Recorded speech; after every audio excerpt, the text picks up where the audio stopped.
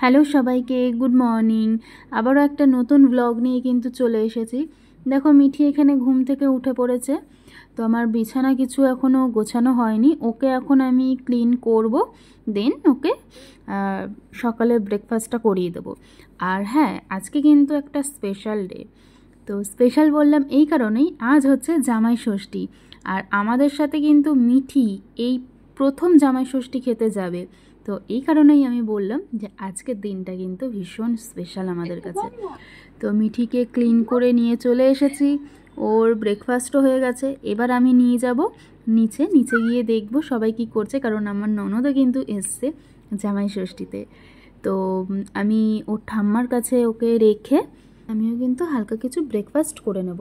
তো এই দেখো, তোমাদের সাথে একজনের আলাপ করিয়ে দিচ্ছি, এ হচ্ছে মিনি, আমাদের বাড়িতেই থাকে। মাসির বাড়ি যাবো, দিদার বাড়ি যাবো আমরা। দিদির বাড়ি যাবো, মাসির বাড়ি যাবো, তাই না? হ্যাঁ, যাবোই তো আমরা যাবো মা। তো এখন দেখি নিচে গিয়ে কি হচ্ছে। নিশ্চয়ই এতক্ষণে রান্নার পুরো তোড়জোড় শুরু হয়ে গেছে। তো যদি পসিবল হয় তো তোমাদেরকে সেটা দেখাবো। আর আমি কিন্তু ব্রেকফাস্টটা সেরে একবারে মিঠিকে নিয়ে ওপরে এনে ওকে স্নান টান করিয়ে রেডি করিয়ে নিয়ে তারপর আবার তোমাদের সাথে কিন্তু দেখা হবে। তুমি সাজুগুজু করে কোথায় যাচ্ছ সোনা? মিঠিকে কিন্তু আমি রেডি করিয়ে দিয়েছি, আর সাথে আমি নিজেও রেডি হয়ে নিয়েছি। আর বাইরে যা বিভৎস গরম পড়েছে, প্রথমে ভেবেছিলাম একটা কুর্তিই পরবো, কিন্তু তারপরে ভাবলাম যে না বাবা, জামাই ষষ্ঠী বলে কথা, আর শাড়ি পরবো না তা কখনো হয় নাকি? বরমশাইকে বলেছিলাম একটা পাঞ্জাবি পরো, কিন্তু সে তো শুনলই না কিছুতে। তুমি কোথায় যাবে? তুমি কোথায় যাবে?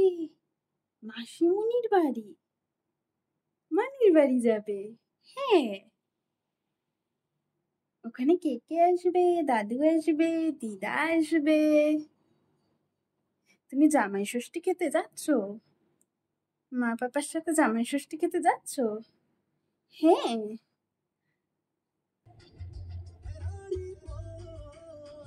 মিঠি কিন্তু ঘুরতে ভীষণ ভালোবাসে।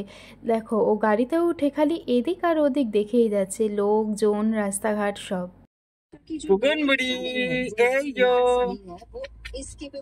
কোথায় ঘুরতে যাচ্ছ? তুমি কোথায় যাচ্ছ?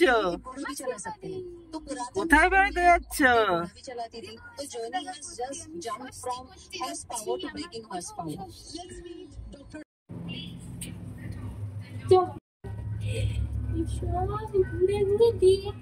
কোথায় কোথায় কোথায়? ভয় পাচ্ছে লিফটে।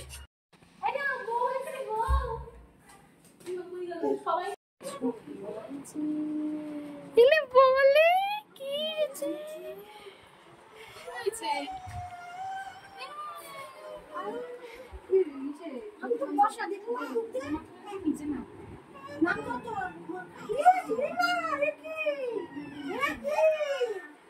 আর এই যে দেখো, ম্যাডাম এসেই কান্না শুরু করে দিয়েছেন। ওনার তো কিছুতেই কান্না থামছে না, সেই যে লিফটে উঠে কান্না শুরু করেছে, তারপরে কিছুতেই তার কান্না থামানো যাচ্ছে না। আসলে ব্যাপারটা হচ্ছে, ম্যাডাম গাড়িতে ঘুমিয়ে পড়েছিলেন, ঘুমটা গেছে ভেঙে গাড়ি থেকে যখন নেমেছে। আর তার মধ্যে ম্যাডাম একটু লিফটে উঠলেই ভয় পেয়ে যান, একটু নয় অনেকটাই ভয় পেয়ে যান। লিফটে উঠেই ওই জন্য কান্নাটা শুরু করে দিয়েছে। আর তার মধ্যে ম্যাডামের খিদেও পেয়ে গেছিলো, সব মিলিয়ে একটা একেকার কাণ্ড। তারপর যখন খাইয়ে দিলাম, খাইয়ে দেওয়ার পর ম্যাডাম তো বিন্দাস, দেখতেই পাচ্ছ মাসির কোলে উঠে রয়েছে। আচ্ছা, কি কি করেছিস দেখা? এখানে বিরিয়ানি আছে আর মাটন করেছে। মাটনরা আমার মাসি, তারপর সবাই খাবে। আর আমি চিকেন খাই, তো আমার জন্য চিকেন আছে। এই যে আমার চিকেনটা দেখা, এই যে এখানে চিকেন। চিকেনটা তো পোড়া চিকেন মনে হচ্ছে। হ্যাঁ, ওরকম লাগছে দেখে, মানে কাবাব টাইপের। আমার কিন্তু দেখে লোভ লাগছে। আর মটনটা একটু দেখা। মাটনটা ওইখানে আছে, এখানে নেই। ওই যে দেখ, ইনি হলেন পগোরানি, বাড়ির সব থেকে আদরের মেম্বার। আর এই যে আমাদের মিঠি রানী, এখানে দিদুনের কোলে শুয়ে শুয়ে আদর খাচ্ছে। খাওয়া দাওয়া করে এখন দিদুনের কোলে উঠে আদর খাচ্ছে। কিভাবে দেখেছো, ম্যাজিকের মতো ছুমন্তর হয়ে গেছে কান্না।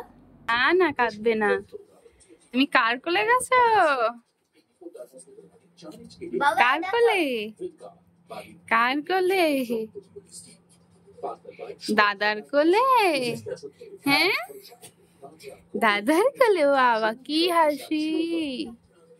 তাই তাই তাই মামা বাড়ি যাই, মামা দিল দুধ ভাত চেয়ারে বসে খাই, মামি এলো লাঠি নিয়ে পালাই পালাই।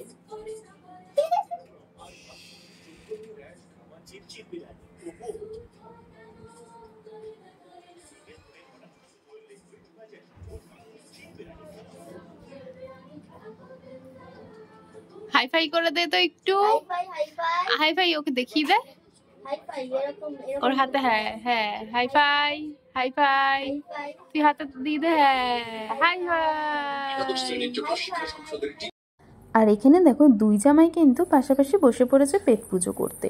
ও হ্যাঁ, তোমাদের তো একটা কথা বলতেই ভুলে গেছিলাম, সেটা হলো এই বছরের জামাই ষষ্ঠীটা কিন্তু আমার মায়ের বাড়িতে হয়নি, হয়েছে আমার দিদির বাড়িতে। তার কারণ মা বাবার একটু ওষুধ পড়ে গেছিলো, যার জন্য শুধুমাত্র খাওয়া দাওয়াটা আমার দিদির বাড়িতেই হয়েছে, আর কোনো নিয়মকানুনটা হয়নি। আর এই বছরে যেহেতু প্রথম মিঠিটা নিয়ে আমাদের সাথে এসছে, সেই জন্যই সব কিছু করা। ওর বাবারে দেখছে, ভাবছে যে ও এতক্ষণ ওখানে একজন কে শুয়েছিল, তার মানে এটা বাবাই ছিল।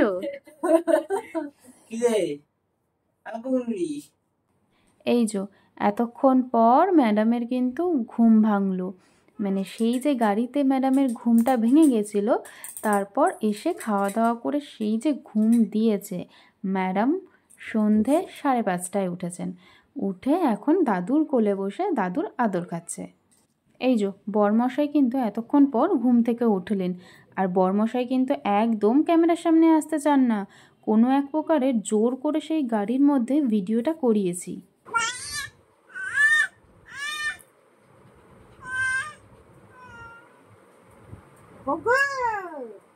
ডাকো তো পগুকে ডাকো, পগু আয় আয় আয় পগু আয় আয়।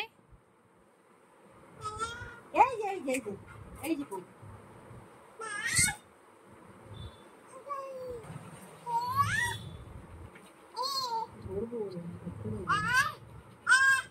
বল বল যা পগো যা, বল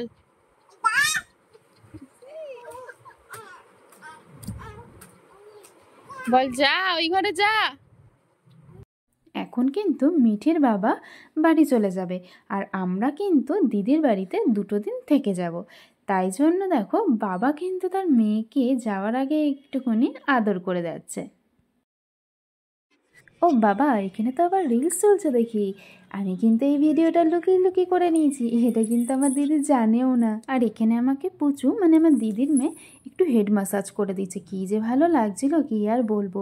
আচ্ছা, তবে এখানেই আজ ভিডিওটা শেষ করলাম, বাই।